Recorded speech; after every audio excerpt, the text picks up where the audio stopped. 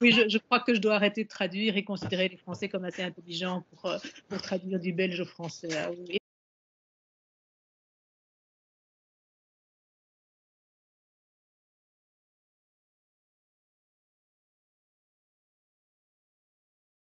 Et alors en fait, pour parler des faits, je pense qu'il faut distinguer deux périodes, deux vagues. Il y a une première vague qui a commencé en fait dans la période qui a suivi immédiatement la décapitation de Samuel Paty. Et donc là, en fait, j'ai été la cible de quelques attaques sur la page Facebook gérée par le conseil étudiant de mon école, suite au fait que j'avais publié sur cette page un simple hashtag Je suis Samuel Paty. Alors, ça n'aurait évidemment dû susciter que des applaudissements, des likes, des petits cœurs, etc., etc., sauf que c'est pas du tout ce qui s'est passé. Certains étudiants, ou anciens étudiants plutôt, plus exactement, ont commencé à m'attaquer à cause de ce post-là et m'ont attaqué non pas évidemment pour le contenu du post, heureusement, mais parce que ils m'ont accusé finalement d'être suspecte de toujours m'intéresser à ce genre de questions uniquement quand l'islam était en cause et donc de ne pas me battre pour d'autres choses. Donc ce qui est arrivé très rapidement, c'était au fond, vous êtes suspecte, vous Nadia Guerre, c'est-à-dire je suis Samuel Paty, venant de vous, ça ne peut pas être quelque chose d'honnête, de sincère, etc. Vous êtes islamophobe, vous êtes raciste, vous ne devriez pas avoir le droit d'enseigner, etc., etc. Donc des propos qui étaient quand même dans le contexte extrêmement violent, puisqu'évidemment, enfin, ça faisait écho à ce que Samuel Paty avait lui-même vécu dans 2 mois, en fait. Rien ne s'est passé parce que tout le monde se demandait ce qu'on allait bien pouvoir faire en respectant le cadre juridique. Euh, voilà.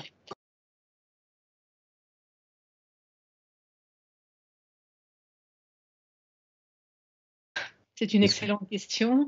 En fait, ils sont essentiellement 3 à être auteurs d'attaques. 2 des 3, en tout cas, sont maintenant des éducateurs spécialisés. Ah bon? J'ai exact, juste parce que c'est drôle, c'est éducateur spécialisé en accompagnement psycho-affectif. Donc les choses ont fini par se calmer en fait le 24 décembre. Donc entre le 17 octobre et le 24 décembre, il y a eu ce que je vous ai décrit. Donc finalement, il y a eu une prise de position de ma direction qui condamnait les propos qui avaient été tenus à mon encontre. Cette condamnation s'est faite uniquement sur la page Facebook où j'avais été attaquée. Donc, c'est resté, je pense qu'il faudra revenir là-dessus, c'est resté finalement une manière de gérer les choses à bas bruit, je pense, en rendant ça le moins possible public. Donc, la question des signes religieux à l'école en Belgique n'a jamais été tranchée de manière générale. Donc, ce sont les établissements scolaires, via leur règlement d'ordre intérieur, qui règlent la question. De plus en plus, c'est-à-dire donc je réaffirme 95% donc des établissements scolaires en Belgique en sont venus à interdire les signes convictionnels, hein, ce qu'on appelle chez nous les signes convictionnels. Euh, mais il n'y a pas d'autorisation générale émanant du ministère de l'Enseignement, par exemple, et surtout, il n'y a pas du tout de position générale non plus dans l'enseignement supérieur. Donc l'enseignement non obligatoire, où là, on considère de manière générale qu'à partir du moment où les étudiants sont majeurs, les motifs qui justifient l'interdiction dans l'enseignement obligatoire ne valent plus. Euh, donc, ce qui veut dire que de manière très générale, les signes convictionnels sont autorisés dans l'enseignement supérieur, mais que dans certains types d'enseignements bien particuliers, ils sont interdits, notamment dans l'enseignement pédagogique, en tout cas l'enseignement pédagogique officiel, donc l'équivalent de l'enseignement public français. Hein. Et donc dans l'école, pour être clair, dans l'école dans laquelle je travaille, les signes religieux étaient interdits aux étudiants parce qu'on attend d'eux, quand ils seront enseignants, de respecter le décret neutralité. Donc, qui est notre équivalent soft de la laïcité. Hein. Alors, on aurait eu toutes les raisons d'être optimiste parce que au mois de mai dernier, la Cour constitutionnelle en Belgique a été consultée sur cette question-là, puisque des étudiantes musulmanes ont porté plainte parce qu'elles s'estimaient discriminées. Donc ça se passait dans une autre haute école pédagogique. Et la Cour constitutionnelle a réagi en disant, ben, en fait non, il n'y a pas de problème. Une haute école a le droit d'interdire les signes convictionnels si elle estime que c'est la meilleure manière possible d'atteindre l'objectif de neutralité qu'elle s'est fixé, et qui est un objectif tout à fait légitime. Donc, moi, j'ai accueilli cette nouvelle en me disant, ben, ça c'est chouette, là maintenant on est vraiment protégé, si je puis dire, l'interdiction juridiquement est reconnue comme légitime.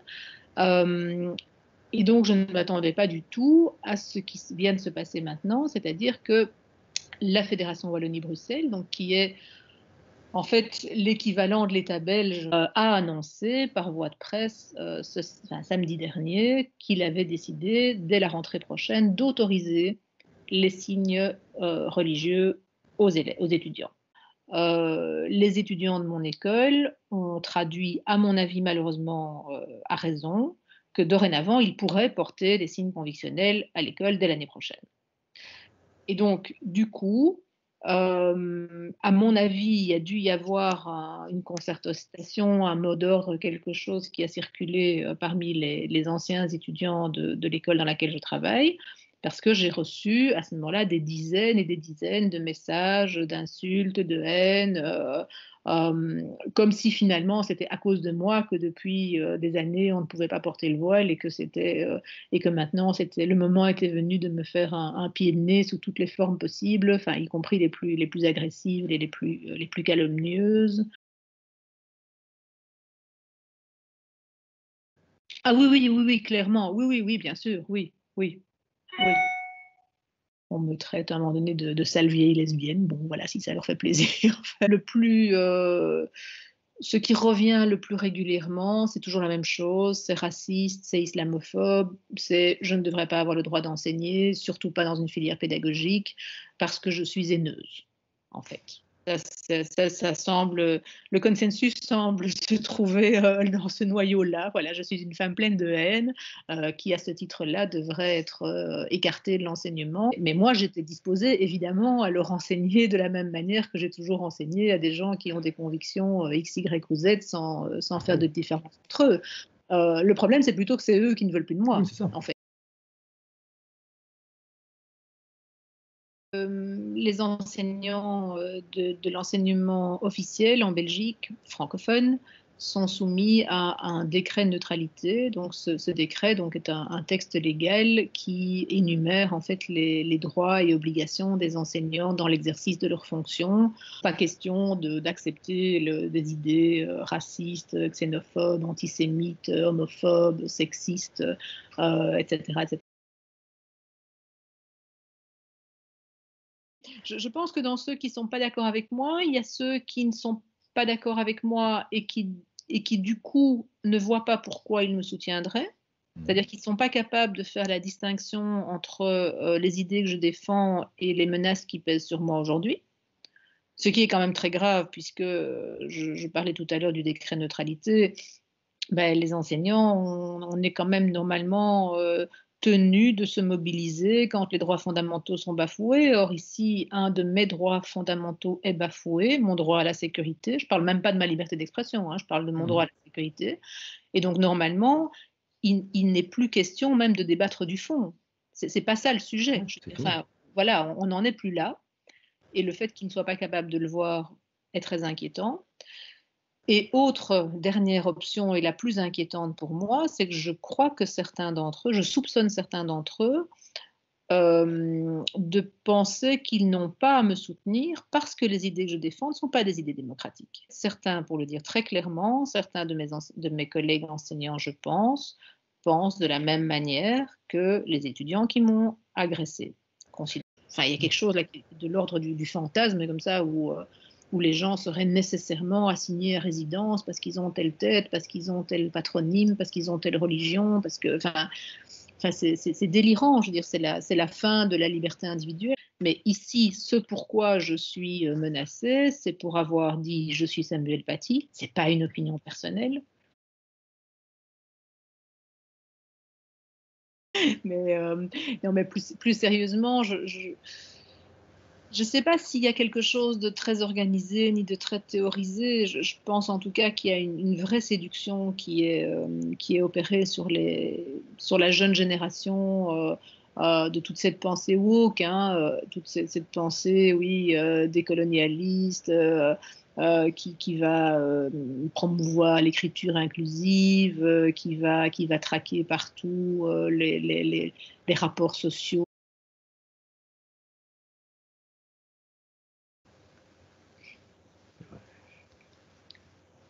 Ouais, la première chose qui me vient à l'esprit, mais c'est peut-être pas, enfin je ne sais pas, enfin je vais le dire, voilà, c'est c'est que vous nous fassiez rire.